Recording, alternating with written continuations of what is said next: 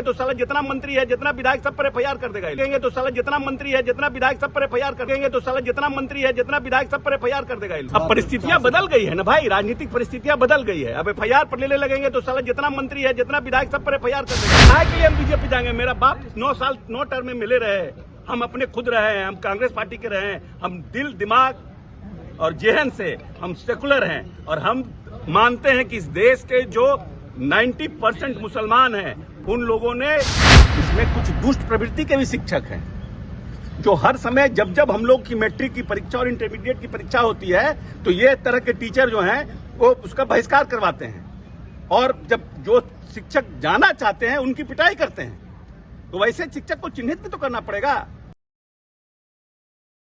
सम्मान के लिए शिक्षक सुप्रीम कोर्ट तक गए, ठीक है, और ये बात भी सत्य है कि बहुत से ऐसे शिक्षक हैं जो स्कूल में नहीं जाया करते, ये भी मुद्दा है, और बहुत से उसमें ऐसे शिक्षक हैं जो पढ़ाते भी हैं, लेकिन इनकी नियुक्ति तो त्रिदलीय पंचायती राज व्यवस्था से हुई है ना। बीपीएससी ने तो किया नहीं है, राज्य सरकार ने तो किया नहीं है, लेकिन राज्य सरकार ग्रांट देती है जिला परिषद को, नगर निकाय को ग्रांट देती है कि भाई उनका सैलरी दिया जाए। और उनकी सैलरी कितना से शुरू हुई थी और आज सैलरी कितना हो गई, और उनको ये भी कहा गया है कि भाई जब तक रहेंगे रिटायरमेंट का एज है तब तक नौकरी है। और अगर किसी को अपग्रेड होना है, कोई बिहार पब्लिक सर्विस कमीशन में अपॉइंट होता है and he wants to become an IAS officer, तो उसको यूपीएससी क्लियर करना पड़ेगा। सिंपल बात है। अगर आज हमें मिले हैं, हमको एमपी बनना है तो हमको एमपी का चुनाव लड़ना पड़ेगा भाई। आपको अपग्रेड होना है तो आप गो फॉर एन एग्जामिनेशन। अब आपकी कैटेगरी डिफरेंट है और आप बेटर कैटेगरी में आते हैं, लोगों को भी समझना चाहिए। लेकिन अब उसमें कुछ अच्छे शिक्षक हैं तो नेता ने कहा, ये मेरा जो बयान है ये मेरा व्यक्तिगत बयान है शिक्षा मंत्री के रूप में, लेकिन माननीय नेता ने कहा है कि हम सब शिक्षकों से बात करेंगे, देखेंगे कैसे हो सकता है। हमारा सिर्फ ये सरकार की ये नीति नहीं है कि हम 4.5 लाख शिक्षक को प्रोटेक्ट करें। हमारी नीति है कि जो 2.5 करोड़ बच्चे हैं जो दलित समाज से आते हैं, अति पिछड़ा से आते हैं, अल्पसंख्यक से आते हैं, जो 10.5% बच्चे स्कूल के बाहर थे, नीतीश कुमार ने 34,000 नए प्राथमिक विद्यालयों को बना करके उन बच्चों को स्कूल में लाने का काम किया। उनकी पढ़ाई कैसे हो, उनकी गुणवत्ता कैसे हो। बड़े जिनके परिवार के लोग हैं वो तो प्राइवेट स्कूल में बच्चों को पढ़ाते हैं, लेकिन गरीब का बच्चा जिसके माँ बाप के पास रोज अंडा बेच के, साइकिल बेच के जो बच्चों को पढ़ाना चाहते हैं, उनकी गुणवत्ता कैसे बहाल होगी, वो चिंता है। इसीलिए क्वालिटी एजुकेशन के लिए नए टीचरों को बीपीएससी के थ्रू बहाल किया जा रहा है। इसमें परेशानी कहाँ है? बीजेपी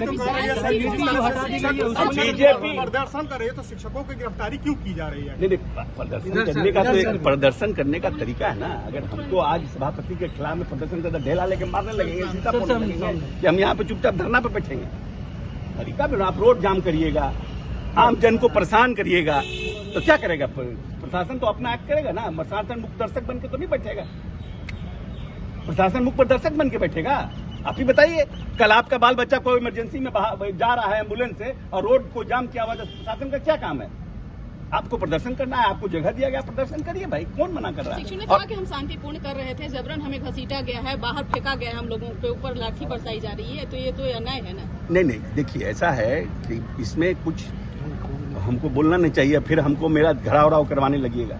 इसमें कुछ दुष्ट प्रवृत्ति के भी शिक्षक हैं जो हर समय जब जब हम लोग की मैट्रिक की परीक्षा और इंटरमीडिएट की परीक्षा होती है तो ये तरह के टीचर जो हैं वो उसका बहिष्कार करवाते हैं और जब जो शिक्षक जाना चाहते हैं उनकी पिटाई करते हैं। तो वैसे शिक्षक को चिन्हित भी तो करना पड़ेगा। आपको पढ़ाने के लिए पैसा दिया जाता है महीने में, आप पढ़ाइएगा नहीं नेता के लिए, मुखिया आप ही बनाइएगा, एमएलए आप ही बनाइएगा, एमपी आप ही बनाइएगा, सरकार के खिलाफ धरना भी आप ही दीजिएगा, तो पढ़ाएगा कौन बच्चों को? नहीं, देखिए सभापति हम बचाव में नहीं, सभापति अल्टीमेट बॉस होते हैं। और मान लीजिए कि अगर कोई टिक्का टिप्पणी कुछ हो रहा था तो सम्राट चौधरी को भी समझना चाहिए कि ये अपर हाउस के सदस्य हैं, ये भारतीय जनता पार्टी का अखाड़ा नहीं है। आपको इज्जत करना पड़ेगा। अगर सभापति का आप इज्जत नहीं कर सकते हैं तो आप बाकी किसका इज्जत करिएगा? वो बोल रहे हैं हम लोग जिंदाबाद और मुर्दाबाद ही करने आए हैं। मुर्दाबाद जिंदाबाद करने का तो सभापति के आदेश से करिएगा ना भाई। सभापति बोलेंगे तब करिएगा, वेल में आइएगा, क्या करिएगा नहीं तो सभापति का रूलिंग है ना भाई।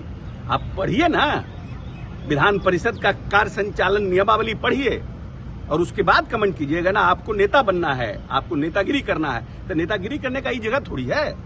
शिक्षा मंत्री का मुद्दा कब मसला कहाँ मुद्दा ही नहीं है शिक्षा मंत्री, कोई मुद्दा नहीं। ठीक है, चलिए एक मिनट आइए, एक मिनट। की मांग हो रही है, तो एसपी के इस्तीफे की मांग हो रही है, लगातार ये लोग हमलावर हैं बीजेपी के लोग, जब तक इस्तीफा नहीं देंगे तो ऐसे तब तक सदन नहीं चलेगा। ये दो भारतीय जनता पार्टी की दोहरी नीति कैसे चलेगी? दोहरी नीति तो नहीं चलेगी। अब भारतीय जनता पार्टी के नेता कहते हैं कि छगन भुजबल और एनसीपी के लोग भ्रष्टाचारी हैं, प्रफुल्ल पटेल, और आप उनको अपनी पार्टी में ले लिए। आपके लिए सब बढ़िया है। ऐसा कौन डिटर्जेंट पाउडर आपके पास है कि आपके पास जो जाता है वो सब शुद्ध हो जाता है, हमारे पास आता है तो महकने लगता है?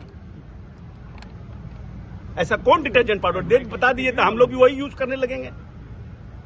नीतीश कुमार एफआईआर पे अपने मंत्रियों से इस्तीफा ले लेते हैं, और अब परिस्थितियां बदल गई है ना भाई, राजनीतिक परिस्थितियां बदल गई है। अब एफआईआर पर लेने लगेंगे तो साला जितना मंत्री है, जितना विधायक, सब पर एफआईआर कर देगा ये लोग। एफआईआर एक कैटेगरी हो भारतीय जनता पार्टी के लिए कि एफआईआर करने पर नीतीश कुमार मंत्रिमंडल से हटा दे, जितना मंत्री सब पर ये लोग एफआईआर कर देगा और नीतीश कुमार का अकेले छोड़ देगा। नियत साफ नहीं ना है, नियत क्लियरिटी रही, पारदर्शिता रही, ट्रांसपेरेंसी रहे, तब ना। क्या था अमित शाह के पास? अमित शाह के ऊपर केस नहीं हुआ क्या?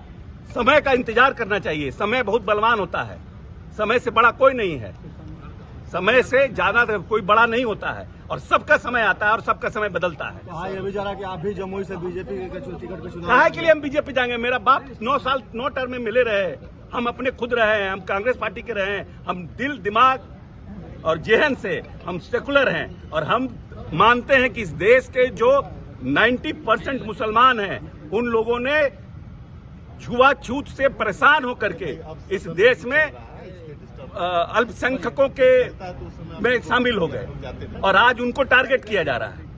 ये जितने लोग हैं, जो लोग ज्यादातर लोग अति पिछड़े के और दलितों के थे, क्योंकि उस समय सनातन धर्म में छुआछूत अपनी प्रकाष्ठा पर था, और जब मुगल शासन था उसमें वहां छुआछूत नहीं था, तो लोग बदल गए। आज भी देखिए ज्यादातर धोबी किस कास्ट का है? मुसलमान जो धोबी का काम करता है वो कहां से आया? उसके बाप दादा पता करिए, उस जात के धोबी थे। आज भी जो लोग कसाई का काम करते हैं वो लोग कौन थे? मुसलमान। ये लोग सब चमार जाति से आते थे। ये तो एक जानबूझकर बिदंगड़ा खड़ा किया जा रहा है इस देश में।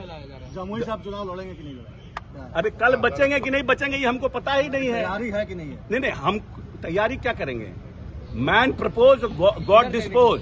तो हम कल क्या होगा मालूम है? हमारा एक दोस्त था 41 साल का, दिन भर हमारे साथ रहता था, दिन भर उसके साथ, और उसको एक हार्ट अटैक हो गया, वो मर गया। कल क्या होगा मेरे साथ क्या मालूम है? अगर ये वीडियो पसंद आई और वह बिहार के राजनीति और बिहारियत से सरोकार रखेनी तो सब्सक्राइब बटन दबा के चैनल के सब्सक्राइब कर ली। ओजे एगो घंटी बा, ओकरा बटन दबा देला से कुल सटीक और मारक खबर रुआ मुफ्त में मिल जाई। अगर रुआ पत्रकारिता के हमनी के नया प्रयोग में सहयोग कर चाहतानी तो ज्वाइन बटन दबा दी। पेटीएम नंबर नोट कर ली 9386816700। धन्यवाद।